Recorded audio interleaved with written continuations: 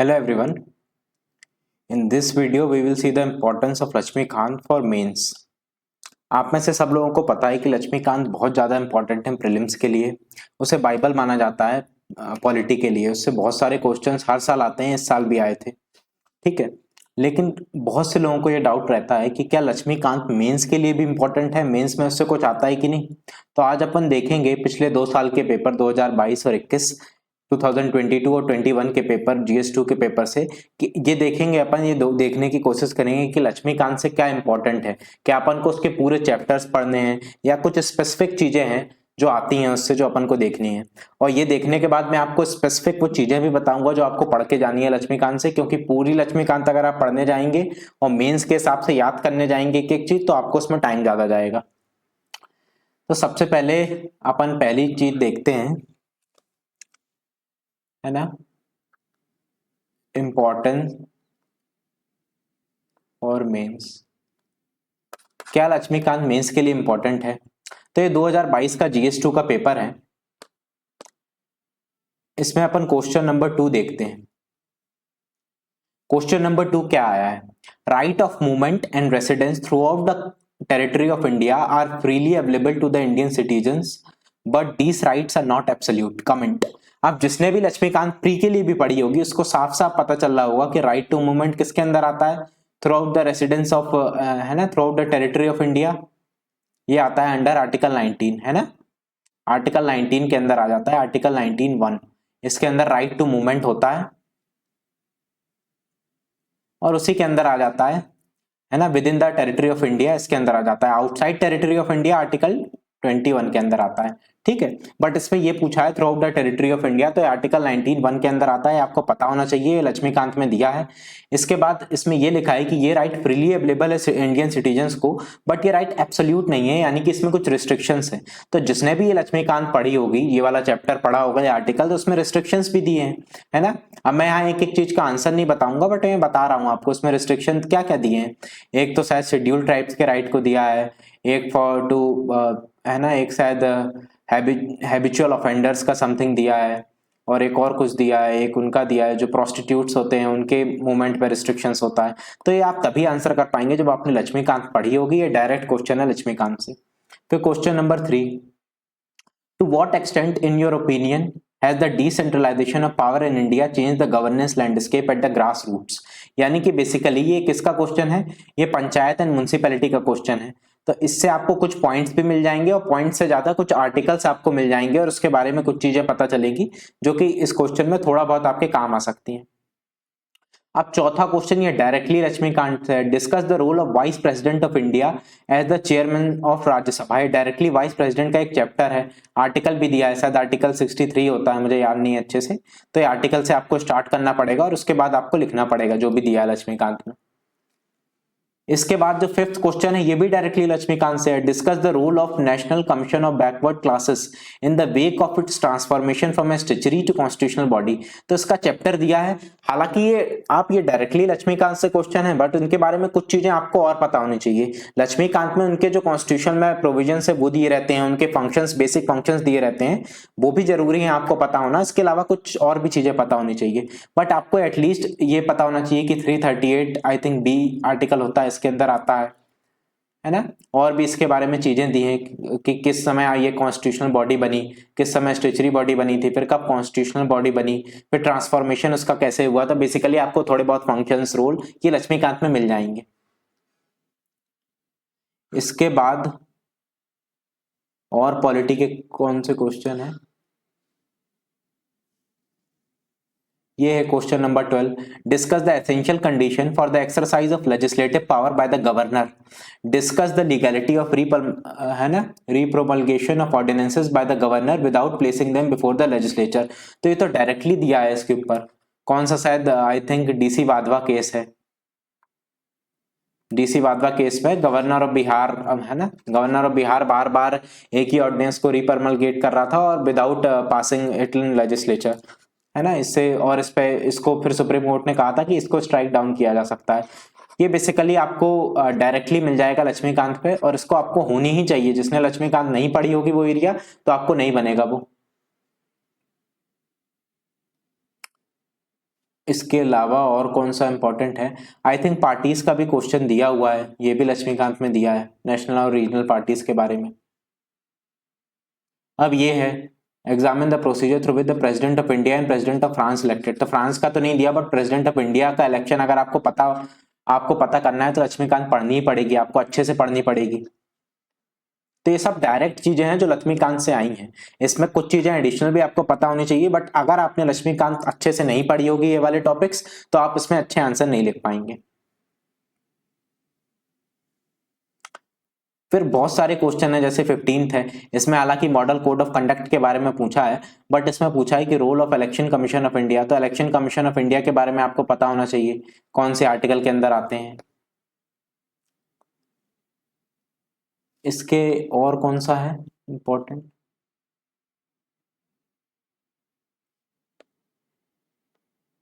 ये कुछ क्वेश्चंस थे जिनमें डायरेक्टली लक्ष्मीकांत का यूज हो रहा था, और यूज हो रहा था का मतलब ये नहीं कि आप नहीं पढ़ेंगे तो चल जाएगा, ये सारी चीजें आपको पढ़नी ही पड़ेंगी, बिकॉज बहुत सारे क्वेश्चंस हैं डायरेक्ट हैं लक्ष्मीकांत से, और अगर आपने नहीं पढ़ेंगे तो आपको मेंस में क्वेश्चन करने में बहुत दिक्कत होगी। आप ये मत सोच के जाएं कि आपने प्रीलिम्स में बहुत अच्छे से पढ़ी है तो 3-4 महीने बाद जब मेन्स होगा, 3.5-4 महीने बाद, तो आपको याद रहेगा। कुछ याद नहीं रहता है ना, बहुत सारी चीजें भूलती हैं, खासकर जो आर्टिकल्स वगैरह स्पेसिफिक चीजें हैं वो तो बिल्कुल ही याद नहीं रहती। ये 2021 का है मेंस, ये भी GS2 का है, ठीक है। इसमें कौन सा क्वेश्चन है? इसमें भी जैसे थर्ड क्वेश्चन है, इसमें फाइनेंस कमीशन का समथिंग पूछा है, तो आपको पता होना चाहिए आर्टिकल 280 के अंदर होती है फाइनेंस कमीशन, और उसके बारे में बेसिक आइडिया होना चाहिए। ये फोर्थ क्वेश्चन है, to what extent in your view the parliament is able to ensure accountability of the executive in India. तो आपको पता होना चाहिए कि पार्लियामेंट का, जहां पास पार्लियामेंट चैप्टर में उसका फंक्शन दिया है, उसमें बताया गया है कि पार्लियामेंट कैसे एग्जीक्यूटिव की अकाउंटेबिलिटी को इंश्योर करता है, किस तरीके से करता है। पार्लियामेंट्री कमिटीज होती हैं और उसको बहुत सारी तरीके से जो एग्जीक्यूटिव्स होते हैं उन पर नो कॉन्फिडेंस शो कर सकता है पार्लियामेंट, है ना, और भी तरीके दिए हैं 3-4, तो ये आपको एटलीस्ट पता होने चाहिए, नहीं तो आप नहीं लिख पाएंगे अच्छा आंसर। प्रेशर ग्रुप का है, हालांकि ये इतना अच्छे से नहीं दिया लक्ष्मीकांत में, फिर भी बेसिक आइडिया तो है ही, दिया ही है उसमें। इसको थोड़ा बड़ा कर लूं मैं, 1 सेकंड।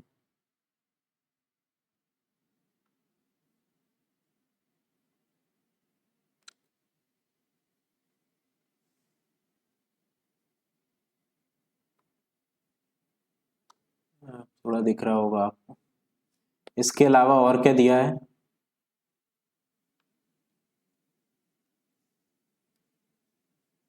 इसके अलावा ये तो सोसाइटी के क्वेश्चन है।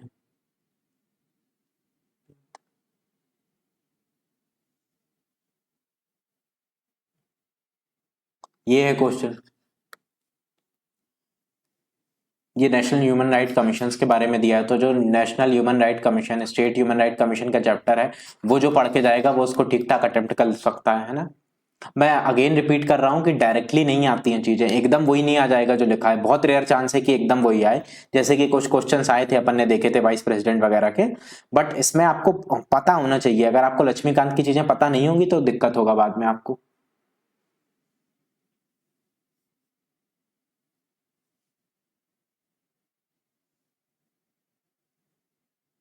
अब ये क्वेश्चन दिया है, इसमें राइट टू इक्वालिटी के बारे में दिया है ना, इंडिया एंड यूएसए को कंपैरिजन करना है, तो एटलीस्ट इंडिया का तो लक्ष्मीकांत में दिया ही हुआ है। ये वाला क्वेश्चन डायरेक्टली लक्ष्मीकांत से, explain the constitutional provisions under which the legislative council of the states are established, review the working and the current status of legislative council with suitable illustrations, है ना। तो ये आपको पता होना चाहिए लेजिस्लेटिव काउंसिल, जब तक आपने स्टेट लेजिस्लेटिव असेंबली का चैप्टर नहीं पढ़ा होगा तब तक आप नहीं बता पाएंगे कॉन्स्टिट्यूशनल प्रोविजंस, है ना। और ये सारी चीजें बननी चाहिए मेंस में, ऐसा नहीं होता कि आपने कुछ चीजें बनी कुछ छोड़ दी, अगर आप ज्यादा चीजें छोड़ेंगे तो बहुत नंबर कम हो जाते हैं। ये वाला क्वेश्चन डायरेक्टली है ना, पार्लियामेंट्री स्टैंडिंग कमिटीज के बारे में।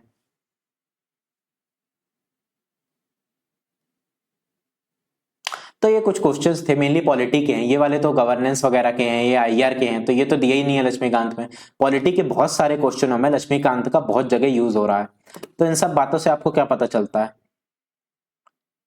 इन सब से पता चलता है, दूसरी इंपॉर्टेंट चीज है ना, तो आपको ये पता चलता है कि लक्ष्मीकांत आपको छोड़ के नहीं जाना है। अगर आप लक्ष्मीकांत छोड़ के गए तो बाद में आपको बहुत दिक्कत आएगी वहां पास। आप तो व्हाट टू रीड, है ना, ये क्वेश्चन आ जाता है। मेरा एक दोस्त भी आया था मेरे घर, अभी घर आया था, वो भी पूछ रहा था कि यार क्या पढ़ना है लक्ष्मीकांत पे, क्या छोड़ के जाएं और क्या पढ़ के जाएं। क्योंकि लक्ष्मीकांत आप प्रीलिम्स के हिसाब से तो पढ़ लेते हैं, बट मेंस में आपको चीजें कंक्रीटली याद होनी चाहिए, तभी आप वो वहां रिकॉल करके लिख पाएंगे। तो क्या क्या पढ़ने हैं, अब इसको दो में डिवाइड करता हूं। एक तो जो कुछ पूरे चैप्टर्स है जो आपको पढ़ने हैं, ठीक है, और दूसरी चीज है स्पेसिफिक थिंग्स। स्पेसिफिक थिंग्स मतलब क्या? स्पेसिफिक थिंग्स का मतलब होता है, ये अपन देख लेते हैं, जो भी आर्टिकल्स है इंपॉर्टेंट, है ना, कुछ अभी आर्टिकल्स इंपॉर्टेंट है वो अभी मैं आगे आपको बताऊंगा। इसके अलावा फंडामेंटल राइट का fundamental right, DPSP, fundamental duty, इससे डायरेक्ट भी क्वेश्चन आते हैं जैसा कि अभी अपन ने देखा, और अगर नहीं भी आ रहे हैं तो आपको पता होने चाहिए जिससे कि आप इन्हें कोट कर पाए, ठीक है। इसके अलावा कुछ सुप्रीम कोर्ट के जजमेंट्स दिए हैं लक्ष्मीकांत में, इसके अलावा भी आपको पता होना चाहिए, बट एटलीस्ट लक्ष्मीकांत के तो आप पढ़ ही लेंगे। इसके अलावा कुछ कमिटीज दी हैं, जैसे कि पुंची कमीशन, कमिटीज या कमीशन दिए हैं, पुंची कमीशन, सरकारिया कमीशन एटसेट्रा, इनके बारे में दिया है, वो भी आपको पता होना चाहिए। इसके अलावा इतनी चीजें इंपॉर्टेंट हैं। और स्पेसिफिक चैप्टर्स कौन से हैं? चैप्टर में आपको कॉन्स्टिट्यूशनल बॉडीज का पूरा चैप्टर, पूरी यूनिट पढ़नी है, ठीक है। और नॉन कॉन्स्टिट्यूशनल बॉडीज जो हैं, जैसे कि NITI Aayog, RTI and human right commission, ये भी पूरा यूनिट आपको पढ़नी है। इसके अलावा एक सेकंड में अपनी बुक खोल दो के देख लो। इसके अलावा आपको स्टार्टिंग से बता देता हूँ, एक जो हिस्टोरिकल बैकग्राउंड का चैप्टर दिया है, हिस्टोरिकल बैकग्राउंड पहला ही चैप्टर है, ये भी इंपॉर्टेंट है, इससे भी 2016-17 किसी एक साल डायरेक्टली क्वेश्चन आ गया था, ठीक है। तो सारे हिस्टोरिकल बैकग्राउंड के जो भी वो हैं एक्ट्स आए थे वो आपको पता होने चाहिए। इसके बाद प्रियम्बल का पूरा चैप्टर पता होना चाहिए, इससे भी शायद 2016 या 17 में डायरेक्ट क्वेश्चन आया था। और पता होना चाहिए अमेंडमेंट ऑफ कॉन्स्टिट्यूशन का जो चैप्टर है।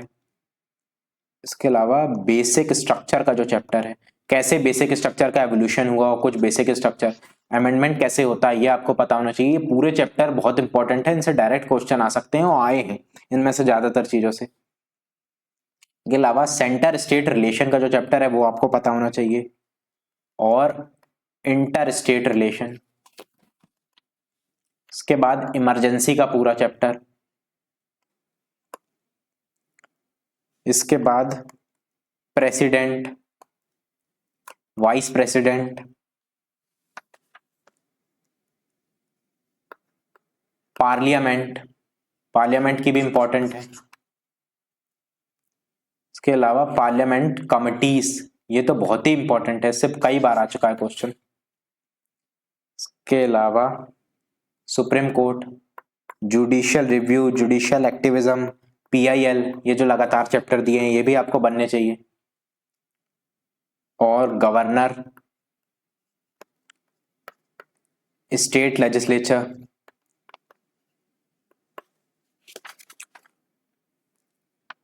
फिर पंचायत राज एंड म्युनिसिपैलिटीज, फिर union territory, schedule and tribal areas,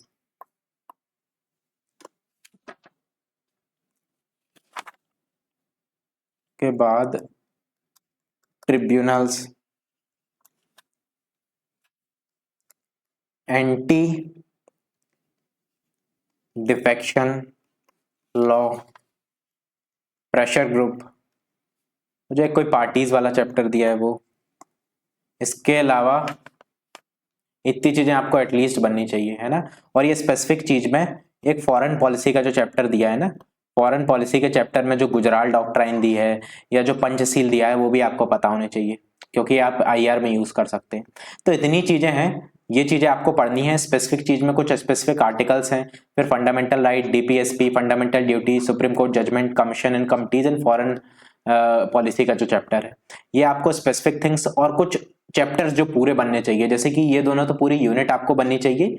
इसके अलावा ये कुछ चैप्टर हैं जिनसे क्वेश्चन आते रहते हैं और ये मैं हवा में नहीं बता रहा हूँ, आप पिछले 8-10 साल के पेपर उठा के देखेंगे तो इनसे डायरेक्टली क्वेश्चन आए हैं, लगभग हर चीज से इनसे क्वेश्चन आ चुके हैं। तो ये कुछ चीजें थी जो आपको बननी चाहिए। मैंने यही सब पढ़े और मेरे 2021 और 2022 दोनों साल मैंने मेंस दिया है। इसमें मेरे अराउंड 108 और इसमें मेरे अराउंड 111 मार्क्स आए। ठीक है, 2 साल लगातार मेरे अच्छे मार्क्स आए हैं, ये अबव एवरेज काफी अच्छे मार्क्स हैं। मेरे 2 साल लगातार आए हैं और मैंने लक्ष्मीकांत अच्छे से पढ़ी थी। सारी चीजें मैं अगेन बता रहा हूँ, आपको नहीं पढ़नी है, इतनी चीजें पढ़ के जानी है, बिकॉज और जो बहुत स्पेसिफिक चीजें हैं वो प्रीलिम्स के लिए इंपॉर्टेंट रहती हैं। मेंस में आपको पता होना चाहिए कि क्या क्या आपको पढ़ना है। Thank you all for watching.